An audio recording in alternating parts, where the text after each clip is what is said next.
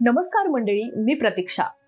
तर आजचा व्हिडिओ आहे 2023 मध्ये मी वाचलेल्या, मला महत्त्वाच्या वाटलेल्या आणि अर्थात आवडलेल्या 10 पुस्तकांविषयी, जे मला वाटतं तुम्ही सुद्धा 2024 मध्ये नक्की वाचायला हवीत. चला तर मग सुरुवात करूया.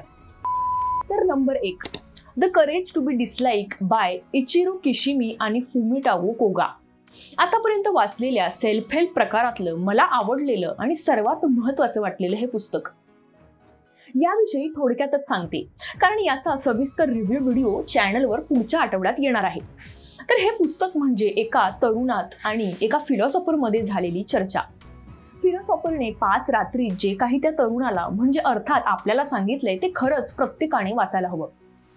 नावाप्रमाणे the courage to be dislike म्हणजे स्वतःमध्ये असं साहस निर्माण करणं जिथे लोक तुमच्याविषयी काहीही बोलत, पण तुम्हाला त्याचा फारसा फरक पडता कामा नये. ही स्टेज कशी आणि का साध्य करायची याचं कमाल विश्लेषण या पुस्तकात दिले. यातल्या काही गोष्टी सुरुवातीला तुम्हाला खटकू शकतात, मलाही खटकल्या होत्या, पण ॲट द एंड ती जीवनाची कटू सत्य आहेत जी मान्य केलीत तर आयुष्य कैक पटीने सुखकर होईल. त्यामुळे मी तुम्हाला हायली रिकमेंड करेन की ही पुस्तक नक्की वाचा. Number 2, man search for meaning by Viktor Frankl. मराठीत याचा अनुवाद आहे अर्थाच्या शोधात या नावाने. याचा समरी व्हिडिओ ही तुम्हाला आपल्या चॅनलवर मिळेल. मी याविषयी खूपदा बोलली आहे, पण तरी आज पुन्हा बोलते. तर व्हिक्टर फ्रँकल एक ज्यूइश व्यक्ती. 1930च्या दशकात हिटलरच्या आदेशावरून तब्बल 15.5 कोटी लोकांची हत्या करण्यात आली. कैक निरपराध लोकांना कॉन्सन्ट्रेशन कॅम्प्स म्हणजे छळ छावण्यांमध्ये ठेवलं होतं. आपण कल्पनाही करू शकत नाही असा त्यांचा छळ केला गेला. त्यापैकीच एक म्हणजे व्हिक्टर फ्रँकल हेही, ज्यांनी आयुष्याची तब्बल 3 वर्ष तिथे घालवली. मृत्यूच्या दाढेत असतानाही त्यांना कोणत्या गोष्टींनी जगण्याची प्रेरणा दिली, ती 3 वर्ष त्यांची कशी होती, ते जिवंत कसे काय, त्यांचे अनुभव नक्की काय होते, हे तर तुम्हाला यात वाचायला मिळेलच. पण आपणही आपल्या जीवनाचा अर्थ कसा शोधू शकतो आणि तो का शोधायला हवा यासाठीची एक उपचार पद्धतीही त्यांनी या पुस्तकात दिली आहे. आयुष्यात एकदा तरी हे पुस्तक प्रत्येकाने वाचायला हवं असं मला वाटतं. Must read. आता नंबर 3, प्रभाकर पेंढारकर लिखित रारंगढांग ही कादंबरी. याविषयी काय बोलू. हा प्रवास आहे खरं तर रस्ते बांधणीचा.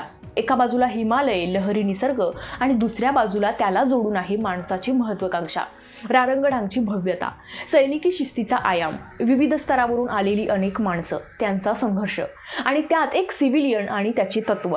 तो पेशाने इंजिनियर आहे. आपण बांधलेल्या रस्त्यांचा लोकांना फायदा व्हावा या इच्छेने तो तिथे रुजू झालेला असतो. त्याचा कामाप्रतीचा अट्टाहास, त्याच्या बाबांनी उमाने त्याला लिहिलेली पत्र खरंच वाचत राहावीशी वाटतात. तो बेसिकली आपल्यासारख्या सामान्यांचं प्रतिनिधित्व करतो. त्याचा अट्टाहास, तत्व शेवटपर्यंत टिकून राहतात का, की त्याच्या तत्वांना त्याला मुरड घालावी लागते. रारंगढांग बांधताना नक्की काय घडतं, काय बिघडतं आणि आपल्याला ही कादंबरी काय शिकवू पाहतीये याचा एखाद्या सिनेमासारखा पट लेखकाने अतिशय उत्तमरित्या या कादंबरीत वठवलाय. आदमी जब मरता है तो उसका क्या रहता है, हा सुरुवातीला विचारलेला प्रश्न आणि शेवटी त्याचं दिलेलं उत्तर वाचकाला अक्षरशः अस्वस्थ करतं. त्यामुळे नक्की वाचा. नंबर 4, भगवद्गीता जशी आहे तशी. माझी पूर्ण वाचून झालेली नाहीये, पण 45% वाचलीये. जीवनात काही वाचा नाही तर नका वाचू, पण गीता एकदा तरी नक्की वाचा. असं का म्हणतात हे मला महाभारत पाहिल्यावर आणि अर्थात गीतेचा अभ्यास करताना उमगते.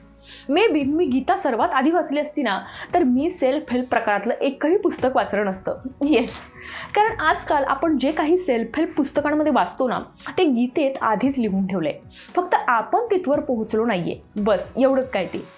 त्यामुळे over thinking, decision making, relationship, अँगर, करिअर, रिस्पॉन्सिबिलिटीज, तुम्ही जे म्हणाल त्याविषयी गीतेत प्रश्न आहेत आणि त्याला उत्तरही. गीतेवर आधारित आपल्या चॅनलवर काही व्हिडिओ मी पोस्ट केले आहेत, तेही तुम्ही पाहू शकता. नवीन वर्ष आहे, त्यामुळे थोडा वेळ काढून रोज एक श्लोक आपण वाचू शकतो. नंबर 5, आता इथे 3 आत्मकथनं किंवा आत्मचरित्र म्हणा ती रिकमेंड करेन. अतिशय वाचनीय आणि स्पेशली तरुणांना खूप काही शिकवणारी. त्यातून पर्सनली मी खूप काही शिकले. एक म्हणजे बुरा शरद बाविस्कर सरांचं आणि 2 अग्निपंख डॉक्टर APJ अब्दुल कलामांचं. ही 2 पुस्तकं तुम्हाला शिक्षणाने कशी उत्क्रांती घडू शकते किंवा आपण ती घडवू शकतो हे शिकवतील. तर 3रं आत्मकथन व्यावसायिक उत्क्रांती, व्यावसायिक यश कसं गाठता येतं हे शिकवेल. ते 3रं आत्मकथन म्हणजे शू डॉग, नायकीचे सर्वेसर्वा फिल नाईट यांचं आत्मकथन. व्यवसायाला पैसा नाही तर पॅशन लागते, वेळ लागतं. ते वेळ नक्की कसं असतं हे पुस्तक तुम्हाला शिकवेल. तर ही 3 पुस्तकंही येत्या वर्षात तुम्ही वाचू शकता. आता 6, ट्यूजडे विथ मॉरी बाय मिच अल्बम. याचाही समरी व्हिडिओ आपल्या चॅनलवर आहे, पण तरीही इथे एकदा मेन्शन करते.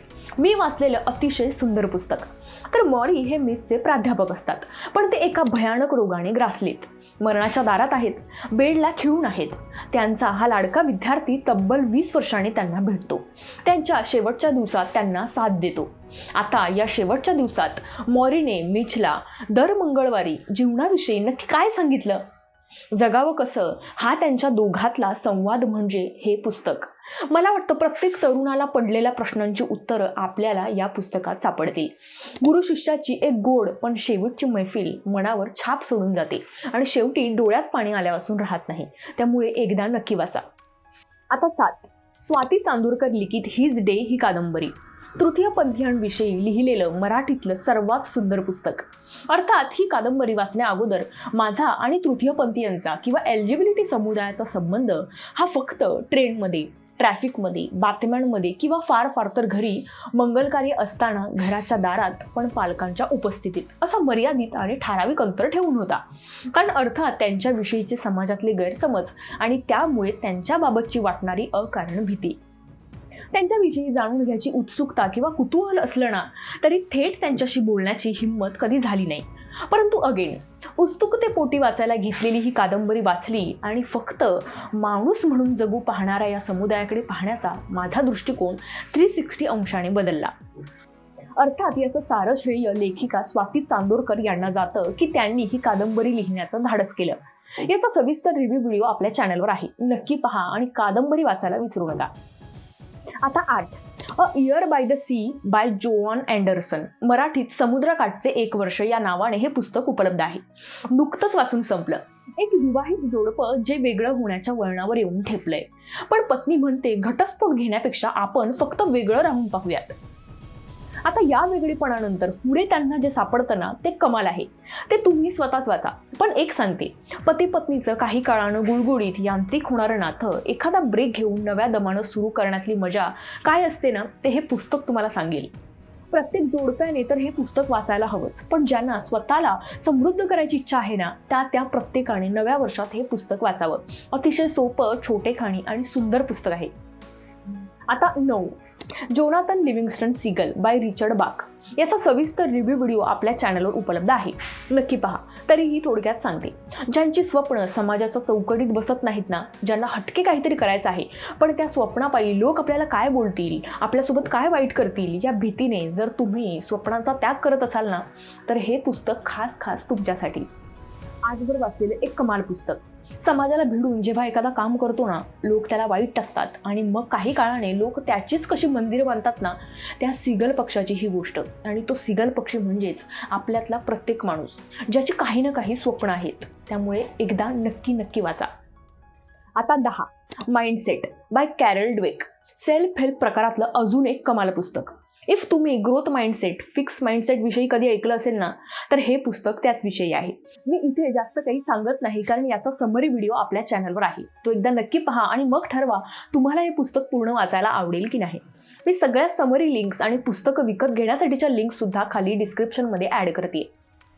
अजून खूप पुस्तकं आहेत, लिस्ट खूप मोठी आहे. 2024 साठी मी सुद्धा काही कमाल पुस्तकं विकत घेतली आहेत. त्यांचेही अपडेट आपल्या यूट्यूब चॅनलवर आणि इंस्टाग्राम पेजवर येत राहतीलच. त्यासाठी मेक शुअर करा की तुम्ही चॅनलला सबस्क्राईब केलेत आणि आपल्या इन्स्टा पेजला सुद्धा फॉलो केलेत.